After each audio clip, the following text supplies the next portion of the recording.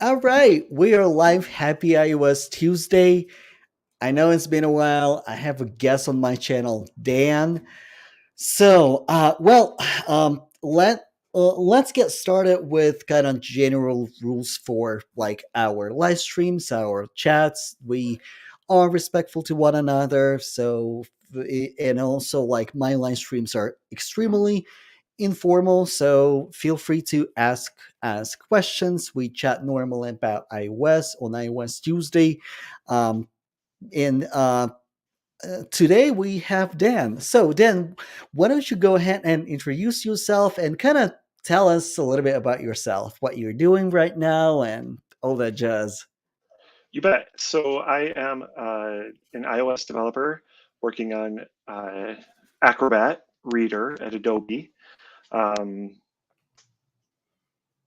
let's see. Before I was a software engineer, I was a sign language interpreter. I'm a career switcher and attended a boot camp.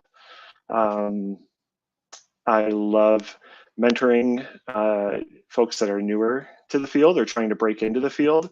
Um, yeah, both of those groups of people I find extremely rewarding to work with.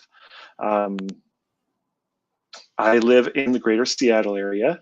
I've been an iOS developer for a couple of years now. Nice, nice. Well, it's really exciting. And Dan and I, we used to work together at Nordstrom, and more importantly, I was Dan's referral, which like I will be forever grateful to you for.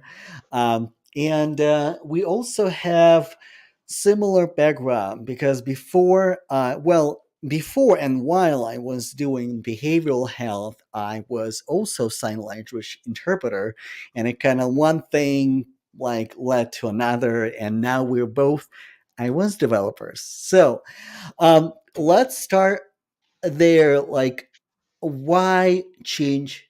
What was missing, like in your previous career? Because I um, I can relate really well to like interpreting. It's like it is a little bit more than just a job. Like it's like I don't know, it's so inspiring and it's so interesting and it's so like consuming, and it's really satisfying career. So what was missing that you transitioned to software development and iOS?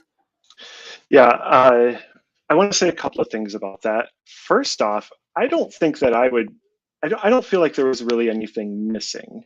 It Mhm. was a great career. I loved the day to day. It was you could make a living.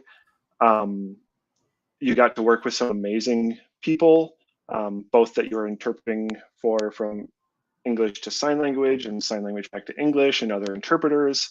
Yeah, you get exposed to so many different things. Like I saw things that most people don't get to see. I've seen everything from uh, colonoscopies to like the assembly line for city buses to yeah, I don't know, people getting hired and doing job interviews. It's amazing all uh, the different things that you get to see as a sign language interpreter.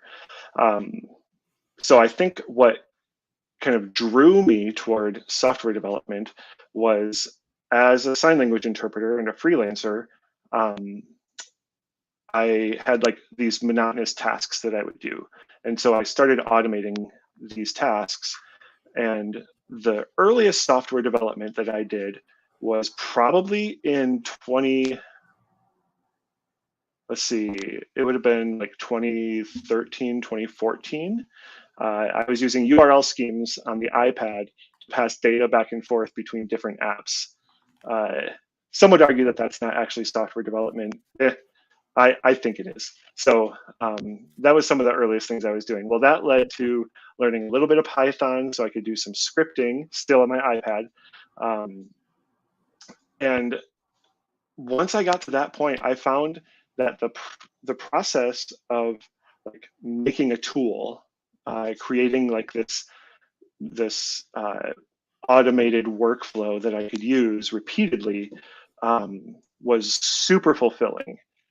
Uh, Part of the reason I loved being an interpreter was that I was always learning new things.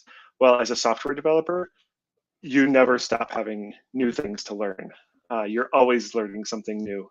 Um, and so, yeah, I think the idea of like being able to make something and have it stick around a little longer than just a conversation uh, is exciting. I mean, I know software isn't forever, but I also know that there's still code that I wrote when I was at Nordstrom that is still running on millions of people's phones. So that's pretty cool.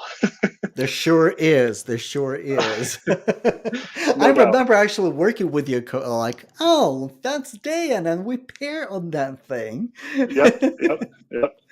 Yeah. Yeah, So that's one thing. I would say one huge benefit is the pay scale is completely different. I feel like the pay scales kind of line up where the bottom of the pay scale for a software engineer is right around the top of the pay scale for a sign language interpreter. Uh, and so when I became an entry level software engineer, I basically flipped the pay scale where I went from the top of the pay scale to the bottom of the pay scale. I didn't take a pay cut, and I've climbed significantly since those early days as a software engineer, which weren't that long ago. So yeah. yeah, yeah. Like I absolutely can relate to that.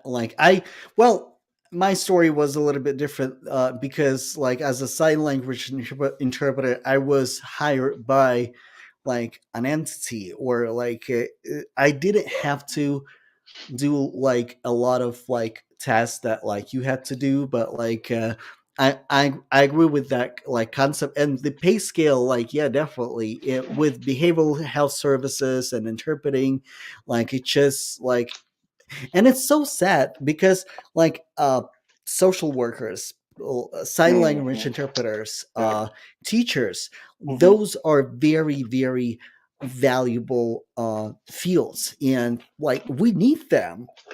Like we do need them, and it's so like it makes me so upset when people in those professions, they can't really, like, at some point they either have to transition to something else because they can't afford living in like in the city, which where like majority of like those jobs are, like you can't really make a good career in the outskirts, like in the smaller towns. So like because Hmm. they're like just the opportunities are not there.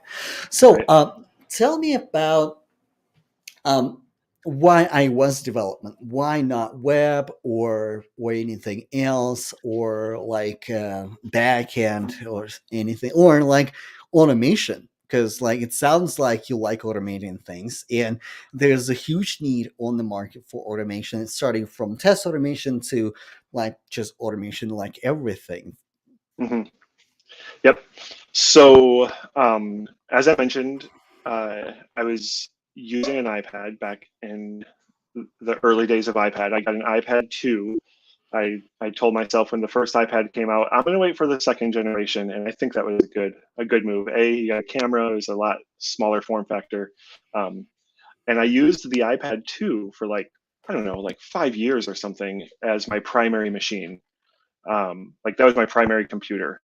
I still had a laptop, and I would pull it out occasionally, begrudgingly, to do a few tasks.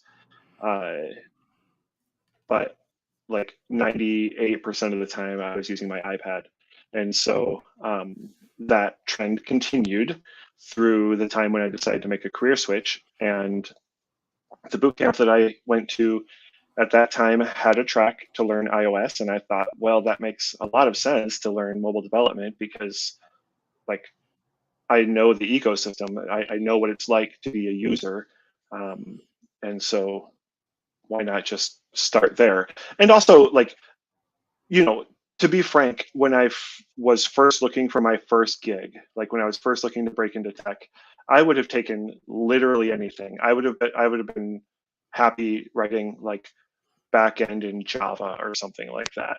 Um, I would have done anything because the problems feel very similar, whether you're solving a problem for mobile or you're solving a problem for back end, what language are you using? I feel like those things are all secondary, tertiary to the actual process of finding out where am I running into this problem, what do I need to do to make this problem go away so that it is a better experience for users. So that's how I got into iOS, was just that I was using an iPad all the time. Um, yeah, Nice, nice. You brought like a very interesting thing because I think there are two types of software engineers like in the field. There are software engineers that like are very specialized and they like their specialty like mobile web, and they just like React, or they just like iOS, they just like Swift or Swift UI.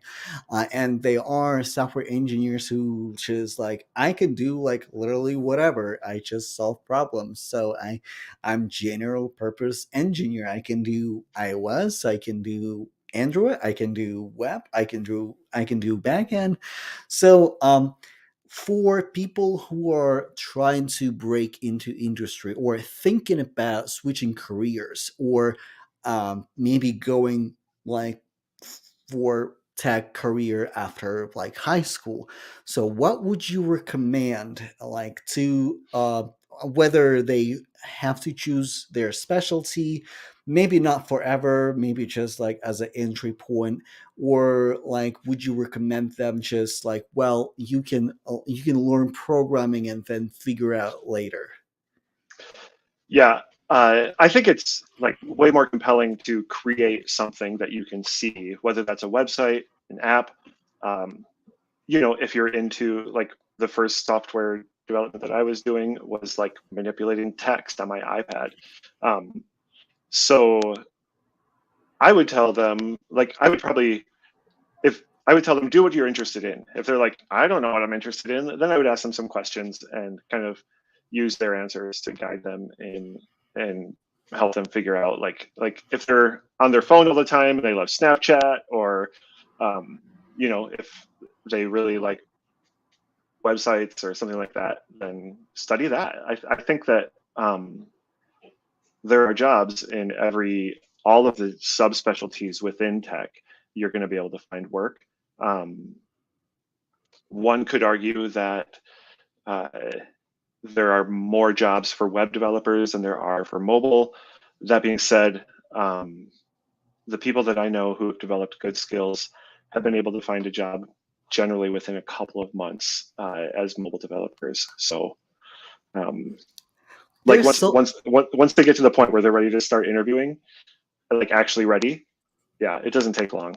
Yeah, I agree with you. And also, like, there's a debate. Well, at least there is, like a discrepancy, like on the pay scale. People say, well, like mobile developers make more money because there are not a lot of mobile developers versus web developers. But, um, like a good developer, like with good skill set, like they will make pretty decent money. And I can say for a fact that when you compare the money, like the how much you're gonna make on the tools that are available, LinkedIn salary levels, FYI, and it's like all approximate, and like you don't have to fit within those numbers. It can be higher, and also it can be lower if you don't know how to negotiate your salary. So like it's not one or the other. Like there are so many factors like that come into play, like with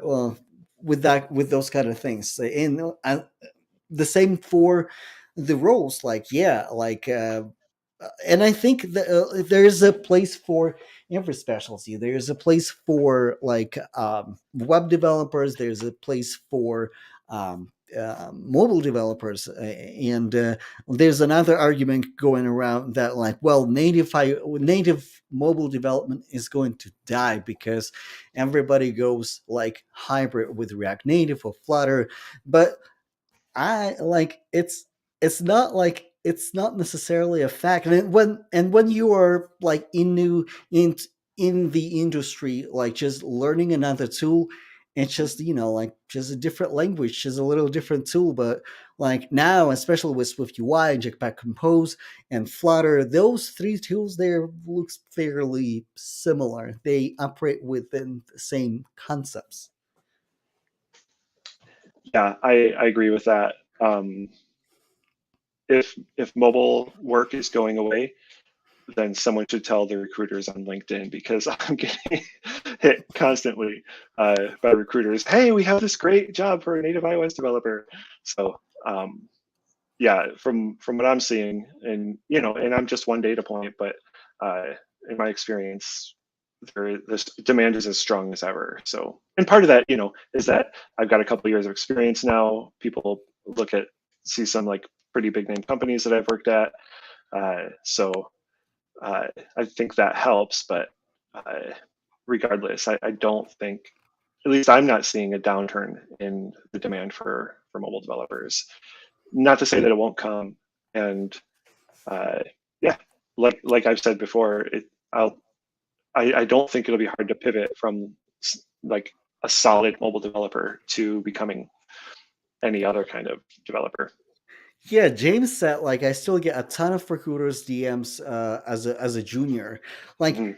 that's true. Like I think it's like relevantly true for like any profession on in tech, because when I was fairly junior as a QA engineer, people would hit me up all the time, and I lived in Florida, and Florida is not Silicon Valley. It's not like LA or like Seattle or Right. Chicago or even Denver.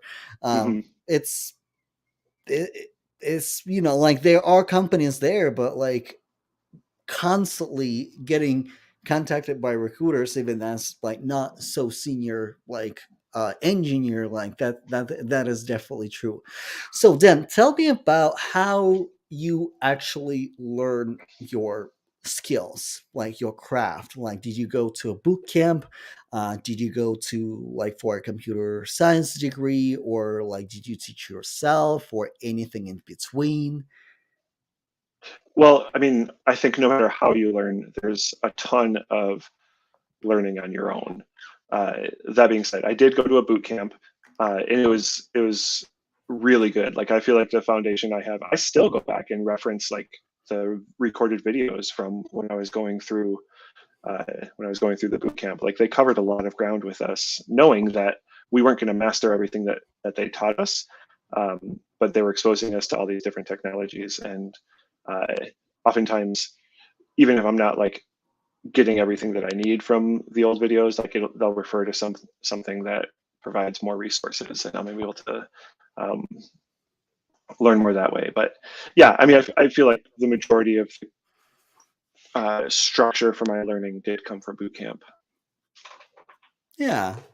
And so what like as a like career switcher, Mhm. um what like what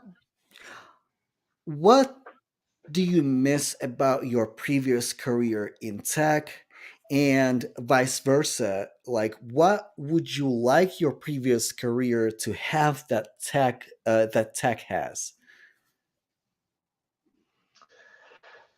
Yeah, interesting. I'm like, I guess there's like more people interaction as a sign language interpreter, like more face to face meeting new people.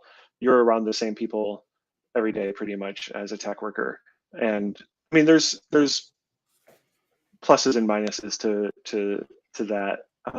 I get to know people, a lot more deeply when I'm around them every day than when I meet them like one or two times a year. So um, that's good. Um, I feel like I've changed a bit as a person. Like when I was younger, I would have like died if I had to sit, in at a desk for, you know, 7, 8, 9 hours a day. That would not have been fun for me. Um, I've had a lot of adventure and a lot of craziness in the last 10 years, and kind of got to a point where, I would be happy to just show up for work at 9, work until 5, and then come home and be done. Uh, so I think it depends a lot on like what are you like as a person, and where are you at in terms of like stage of life and what you're looking for. Uh, I mean, I think we touched on it earlier. What is missing from my previous field? I mean, obviously, I don't think it's possible to make anywhere near the kind of money that I'm making now. And not that like money is the only thing that matters, Mhm. but it helps solve a lot of problems. Like there are a lot of problems that can be solved just by throwing some money at them. And so, yeah, it reduces stress. So, I think for me, what is missing is I think the respect, like, or how do I put it? Like, respect, yes, for sure, and appreciation is for sure. But software developers, because right now it's like it's a employee market. mhm, Um, Everybody, like, we're kind of spoiled in tech industry. So, sure. and I wish like our interpreters and our social workers and therapists were treated the same way, Mhm, because I don't know, like, behavioral health field like can be pretty tough and pretty toxic, and like, mhm, while being underpaid, underappreciated, like like your employer still is going to treat you in the way that, like, well, you work here, so like consider it as a benefit. So versus, like, because like it's not so common when like a therapist will just quit like that. Oh, like, you're gonna talk to me like that, so I quit, and tomorrow I have another job. Like, okay. yeah, So and in tech, like, I wish we had like that appreciation, like in my field. And I think people deserve that, because people do like really, really hard work, and um, definitely deserve that. So, yeah, agreed. the next question I would like to ask you is the language for, as a newbie, would you recommend to learn? And I know it's probably a silly question, but like, we're going to talk about it in a minute. Swift or Objective C, and we're going to talk about Objective C a little bit, like, after you answer this question. Sure. Uh, no question, Swift. Yeah, like I think that uh, it's just a lot more marketable right now. And any company that is still using Objective C doesn't necessarily, especially as a newbie, isn't going to be expecting you to know Objective C already. If you know Swift and you're willing to learn Objective C, I think that will get your foot in the door. And are you using Objective C now at any point in at your job? Yeah, so this is funny. I just started at Adobe a little over a month ago, but the majority of our app is in Objective C, and so I am using Objective C. I didn't have a ton of experience. Like I got throughout, like during boot camp, they had us learn enough Objective C to make a basic app where you're like hitting an API, decoding the JSON, and displaying it on the screen. So I could do that in Objective C, but I didn't have like would argue I still don't have like a, a native like fluency with Objective C. It's definitely still like I probably think in Swift and then translate to Objective C, if that makes sense. It does. So, like, what are the things that you actually like in Objective C versus in Swift? And it's okay to say no. No, I found uh, like JSON serialization and Uh-huh. deserialization to be a lot more intuitive for the way that my mind approaches problems than um, like Codable. Like Hmm. when you have nested JSON, I found Codable to be a lot harder to grok. Now, part of that could be that I had already gone through that process with Hmm. Swift and Codable by the time I got to Objective C, and so it was like, oh, this is like I had boxes to put those things into, but yeah, I feel like I picked that up in Objective C way more quickly than I did uh, in Swift. Okay. Uh, Beyond that, yeah, like I'm not a huge fan of like the square brackets and the spaces in the middle and that kind of thing. Like, yeah, it's a little uglier to look at.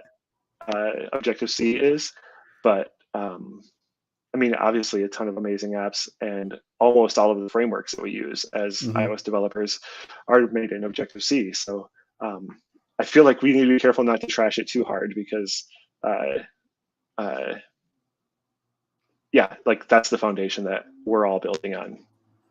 Yeah, yeah, I agree. And um, I had brief experience with Objective C at T-Mobile.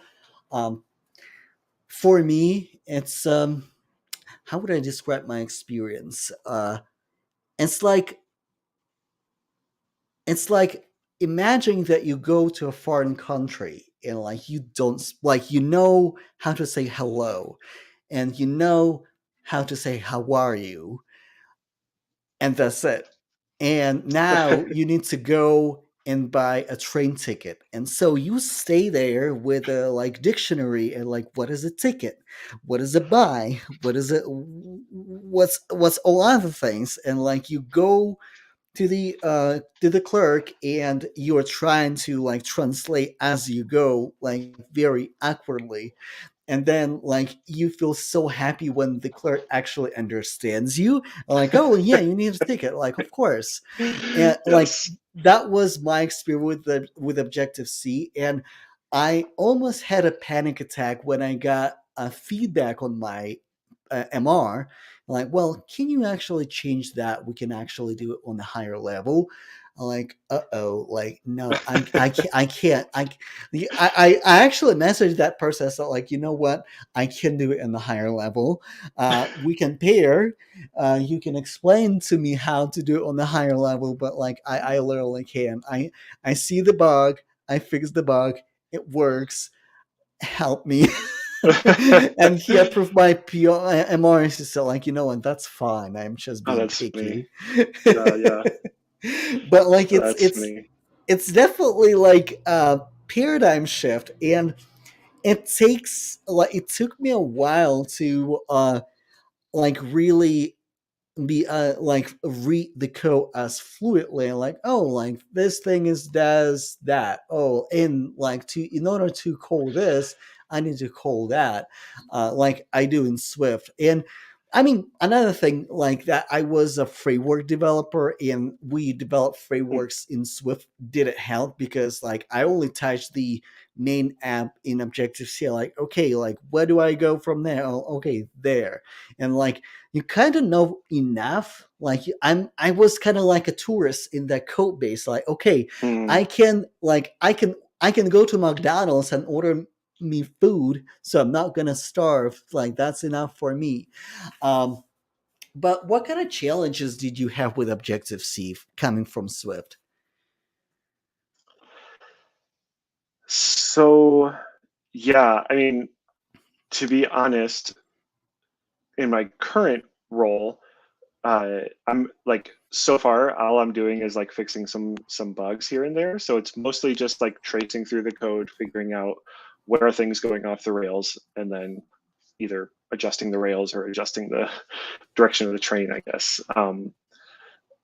Uh, when I learned it in boot camp, I honestly don't remember. Like it was just a very progressive thing. Like I went from knowing no Objective C to being able to like make a little app like I talked about in about 2 weeks. And I remember just being shocked at how easy it was once you have a good grasp on one language. How easy it is to make the transition into another language. In fact, as part of the boot camp, the week after that, uh, they had us learn. So we spent 2 weeks in Objective C, and then we went on to like a different unit where we were learning data structures and algorithms. And they had us learn a third language, and this time it only took like a few days to get spun up in that language, at least well enough to do uh, some basic object-oriented programming and then data structures and algorithms. So um, yeah, I feel like the hardest part is understanding these concepts at all. Once you have these concepts and you have boxes to put them in, I feel like I'm a little bit uh, and maybe I'm unique in this way, but I don't feel like there's that big of a difference as long as it's not JavaScript. Boom.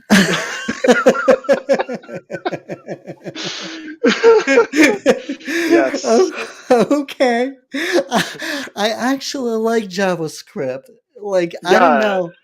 I have really weird affection for JavaScript because um, like it's funny that you said that all languages like fairly similar. But for me, as long as it's not Java, like I can be okay with that. I have really traumatic experience with Java. But like in all seriousness, like now you can actually appreciate more complex languages because I sometimes I look at Java or I look at other languages like, damn, I wish Swift had that. Like, Mm-hmm. for example, and I'm probably gonna get it wrong, but you can create like a string. Like there's an object like the string um, constructor. I think it is, and like I was like, and it's so easy. It's like, okay, Mm-hmm. like how do you want to construct your string like out of the array of characters?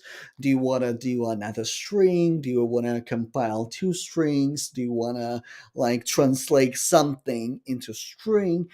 You can do that in Swift as well, but Mm-hmm. like you have to write like 5 lines of code to like make that work.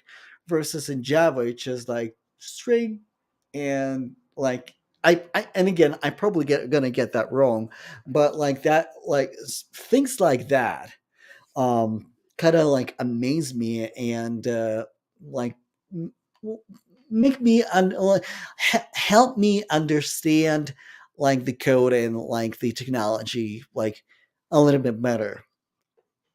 Yeah, that's really interesting. I'll have to look into like the string constructor in JavaScript. I'm sorry, in Java. In Java, Yeah, well, yeah, like that's really interesting. JavaScript doesn't have string constructor, I don't think, but Yeah. it's still really cool. Like what I like about JavaScript, I think I like that like error function. Like that's like that like uh I think I don't know how in my mind it's like just error function, and I guess like the extent that I use not Objective C, but JavaScript, it was fairly straightforward. It was with Postman, and like with Postman, you can create actions and you can create tests, and like you can automate Postman for you. So like I wasn't writing like a mobile app with like React Native. So like maybe if I were, I would be on your side because like I hear people are complaining about like Objective or and Objective C and JavaScript. So I have a question for you. For the people who would like to get into tech, would you recommend going to like computer science program, or would you recommend a boot camp, or would you recommend to learning yourself? What would be the most efficient way to learn how to program and to land a job? Uh, yeah. Um, this is like I might be biased because of having gone through a boot camp, uh, but I think it depends on the person. I think the majority of people don't need to get a CS degree. I feel like the field is open minded enough that um, the there's a word I'm looking for where it's like that stamp of approval from an accredited university or an accredited college is not something that most people need. Um, so a boot camp I feel like is a really good option, and I would argue potentially the fastest option to get into the field, but it takes sacrifice. Like the majority of boot camps are like 3 to 6 months, and you're doing it anywhere from like 45, like between being in class or whatever you want to call it, lecture, and studying on your own, you're looking at 45 to 60 plus hours per week. Um, and so it's a huge commitment. That being said, you're probably going to go from, just knowing whatever basics you learned on your own to being actually ready for a job in fewer weeks that way than you would learning on your own. Is it fewer hours? I'm not sure because if it takes you twice as long, but you're only spending, you know, 20 to 30 hours a week learning, then the hours are roughly the same. So um, my daughter actually graduated high school. Let's see, it's April, so not quite a year ago. She's got 8 months of experience as an iOS developer at this point. So from high school, so she's kicking butt. She was toward the end of her high school. She was 17 years old, and so she literally wasn't allowed to even apply for any boot camps yet. And I Mhm. was like, well, forget that. I'll just teach you. Like, I just went through the process of learning like less than a year ago. I'll teach you how to be an iOS developer. And so threw some resources her way and uh, coached her in like interviewing and job hunting. And sure enough, she was able to get hired. She was making six figures before she turned 18 years old. She wasn't even eligible to get into a boot camp yet. And, she's like making bank. So, um, Wow. yeah, That's yeah. amazing. No, understand. She's a firstborn daughter. So she's like super driven, super focused, and super, super bright, extremely hardworking. Uh, this is not like a path that anybody can expect to just walk into. She's yeah, I think uniquely gifted, and I have been like kind of grooming the kids since I've got three teenagers. I've been kind of grooming them since they were pretty young, like having them play, giving them unlimited time to play, like certain types of games on their iPad, where it's games that use like procedural thinking, Mhm. where it's like, okay, even games that like kind of mimic um, software programming at a high level. There's one called Lightbot, where it's like you can tell your little robot to move in a certain direction or to Mhm. jump or to do whatever, and then you get to the point where you can create like if statements, basically like, okay, if it's this situation, do this. If it's this situation, do this. You can kind of call functions. Yeah, it's so like she didn't go from zero, and she took some computer science classes in high school, so she had a Mhm. bit of a background. But yeah, like self-taught, if you're driven, I think you can do just as well as a boot camp. But it takes a certain kind of person to be able to not have to lean on the structure that a boot camp provides. Yeah, yeah, I agree. I think so. Oh, like younger Eugene would think that if you are a high school graduate, definitely go to school for computer science, but learn a specialty on your own, like web development, mobile development, whatever, because you gotta learn it. Like whether it's a boot camp, whether it's a computer science degree, like you have to study a lot on your own anyway, and like later on, like you will catch up to like certain concepts, and like it will make you a better developer. But Eugene now, I don't know, like I think it depends what you want to do. Like if you want to, like if you are visionary and if you think, okay, you know what? I tried to code on different like platforms, different programming languages, and it's all suck. I can't really do what I want to do.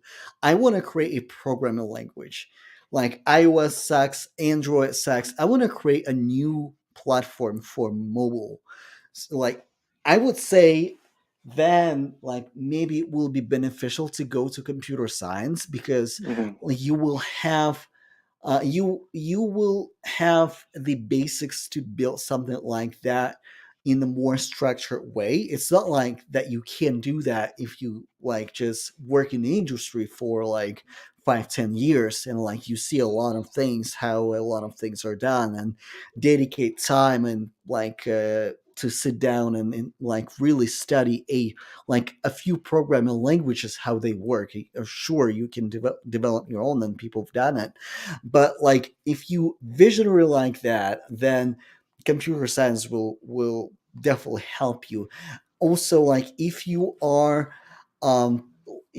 targeting more like government resources, security resources, those areas, unfortunately, in tech, not as open-minded. So, because a lot of positions that I see in the industry, in the government sector, some of them are very explicitly say STEM degree, and some of them, fewer, would say bachelor's degree, but it doesn't matter which field, but bachelor's.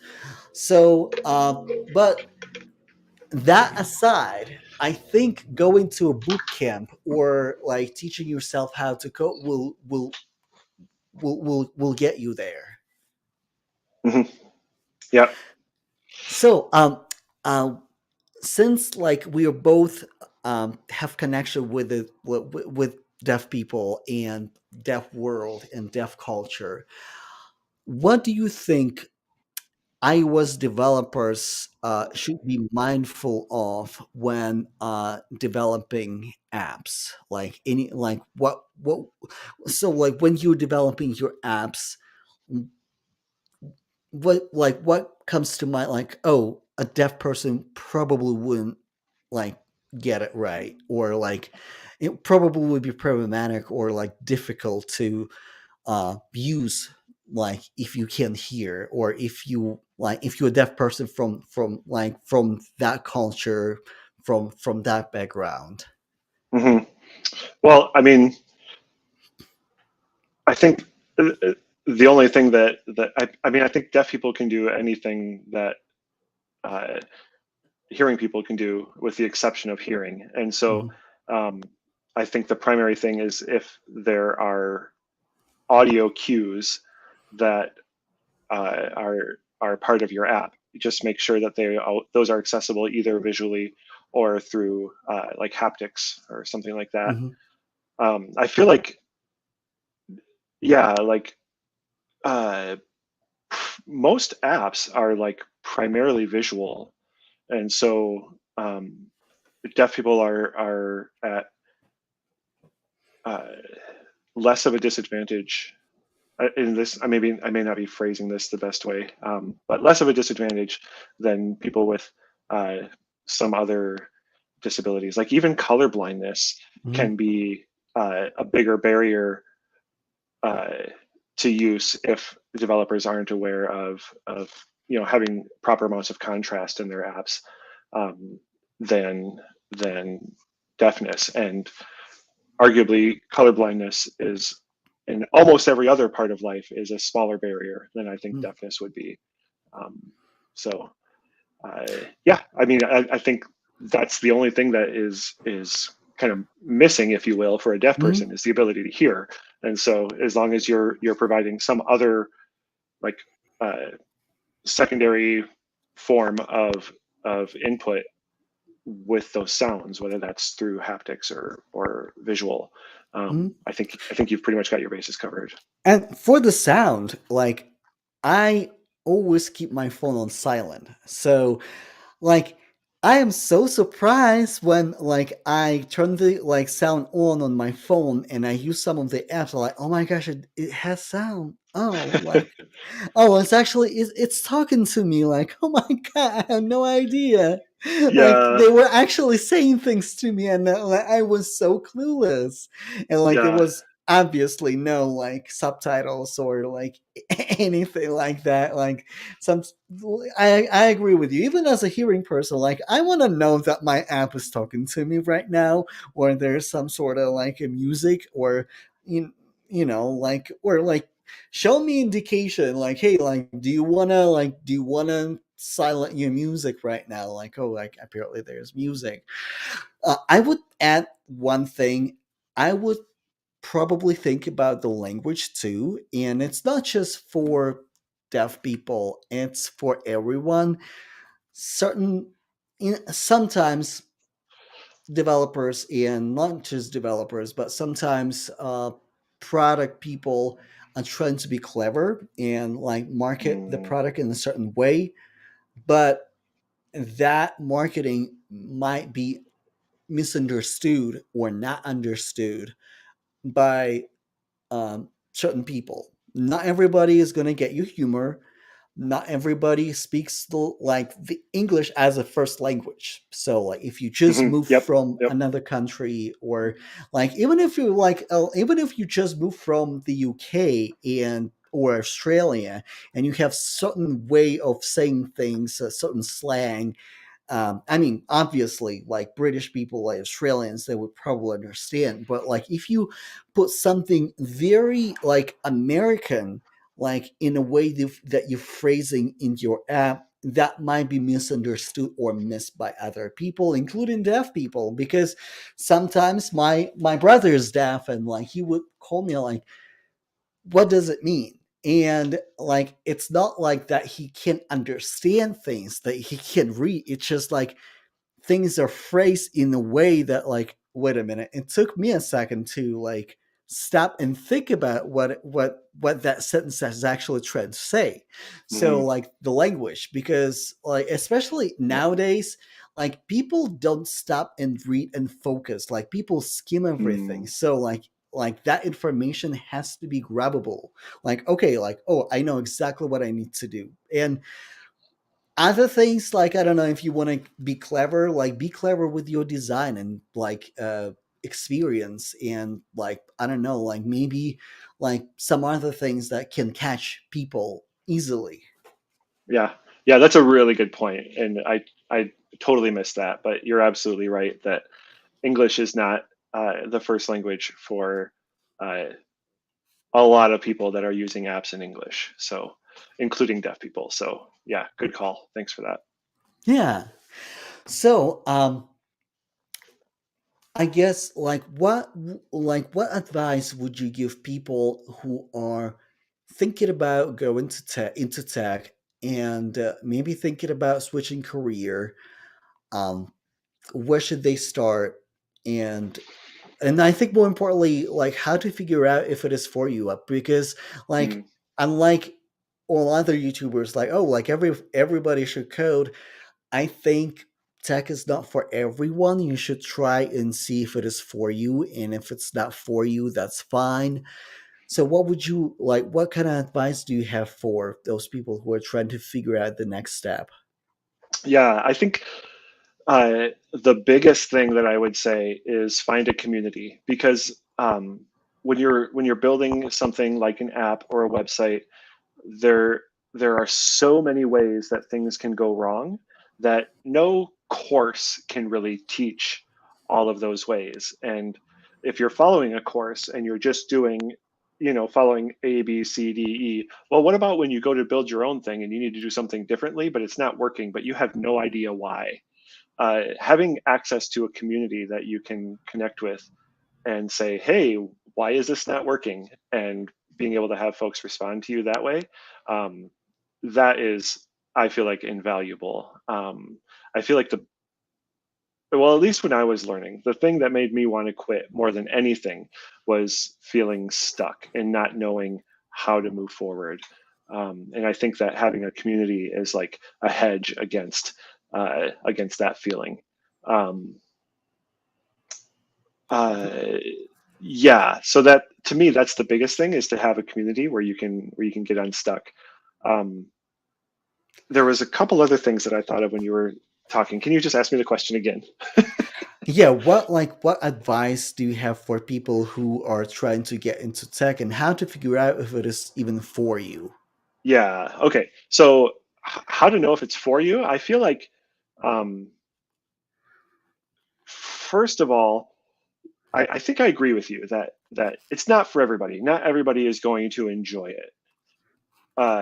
That being said, I feel like almost any job, you're going to get to the point where like it's not like it's a job. Even as a sign language interpreter, like I loved it. Don't get me wrong, like I was happy to do it. There were days where I showed up because I said I was going to show up and they gave me money. If it weren't for those things, I would have rather not worked, but that's like that's what work is.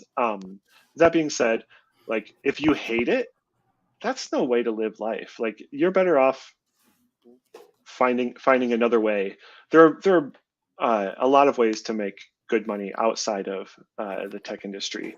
Um, as good of a field as it is for that, there are other ways, and so um, find some other ways. Uh, but yeah, like how do you know if you like it? And I feel like the biggest way to know that is to just start doing it. And um, part of what is going to determine whether you like it or not is like how do you handle those situations where you're stuck? Because like spoiler alert, when you've been doing this for, well, like I can't say for 10 or 20 years because I haven't been doing it for that long, but when you've been doing it for a while, uh, you're still going to get stuck. And so like that feeling of I don't know what to do is uh, it doesn't go away as far as I can tell. Um, and yeah, it's great when you're at a big company. You have like people who've been on the project for longer, or people who've been doing it longer that you can reach out to, and they can get you unstuck. But yeah, just At that a startup, feeling. it's totally different game. Like you just like, okay, I guess I have to just go with a different solution. Okay. Yeah, exactly. Like uh, if you're like the sole developer, or one of just a couple developers, and between you can't figure out a better way, then you have to or you can't figure out how to make this way actually work, then you need to, yeah, find a different way. Um, and I think that you will bump into that as you're like building. I think having a pet project is really important. When I was going through boot camp, we would have like every couple of weeks we would have a week where we just kind of built something on our own, and they would give us like a list of projects to choose from, or you could like bring your own project. And 100% of the time I was like I had something in my in the back of my mind that I wanted to be working on, and so it was just like an opportunity for me to uh, kind of make what I wanted to make and still get credit for it at boot camp. So yeah, I think have like a pet project that you're passionate about, or that you're at least interested in and know something about. um, and then you're gonna want to put things into that product that you are going to be hard to do, and so then you're going to need to figure it out. And again, having a community to lean on in those situations will, uh, I think, just be massively valuable. Yeah, I agree. I agree. Community is everything because Um, like, for as I was talking at the beginning, like you referred me to Nordstrom, and we Hmm. knew each other from the community. You posted something like like in the job like room or channel, like, well, like I'm kind of looking for a job right now, so let me hit him up. And I think at some point, I hit you up when I had a job too, Hmm. like a Yep. while ago. So, and like that's and it's not just for jobs too, because sometimes I see a lot of people, like as you said, um, trying to figure out the problem that they can figure out on their own, or sometimes you just need to rubber duck, and just talk at people, like, and kind of state your problem, and like, oh, I actually know how to solve it right now. Yep. Yep. Yeah. But hey, like, thank you so much for coming to the show. Like, I think we had an amazing interview, and I had a lot of fun. It was so nice catching up with you and seeing you again. Yep. Same here. It's always good to see you. Thank you so much. And thank you, everybody who watched our live stream. And if you're watching recording, thank you so much for joining us. Thank you so much for staying with us. And I will see you in the next time. Bye, y'all. Bye bye.